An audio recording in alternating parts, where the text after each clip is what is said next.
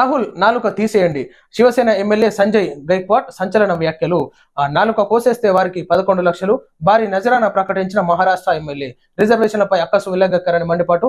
ఇటీవల అమెరికాలో పర్యటించిన రాహుల్ గాంధీ. సో ఈ విధంగా ప్రకటనలు చేయొద్దు. సోషల్ మీడియాలో కొన్ని కంటెంట్స్ ని మళ్ళీ స్ట్రైక్ వేసే విధంగా ఎట్లుంటాయి. సో ఖచ్చితంగా ఈ విధమైనటువంటి వివరణలను మీరు దర్జాగా ప్రకటిస్తున్నారంటే, నాలుక తీసేయండి, చంపేయండి, నజరానా ఇస్తా అంటే అది మాట్లాడడం కాదు.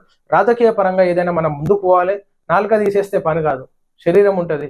సో ఖచ్చితంగా ఈ విధంగా నాలుక తీసేయడం, కొట్టడము, నజరానా వేయడం అంటే అది ఉన్నటువంటి రౌడీలను పైకి తీసుకొచ్చినట్టు ఉంటుంది. సో అది మానుకొని ఉన్నటువంటి ప్రజల్లో నాయకుల పైన ఏ విధంగా ఉంది, దాన్ని ఏ విధంగా మనం మాట్లాడాలి, ప్రజల్లోకి ఏ విధంగా తీసుకెళ్ళని చెప్పేసి ఉండాలి. కానీ సో ఈ విధంగా కరెక్ట్ కాదు. ఒకసారి ఆలోచించుకోవాలి గైక్వాడ్ గారు.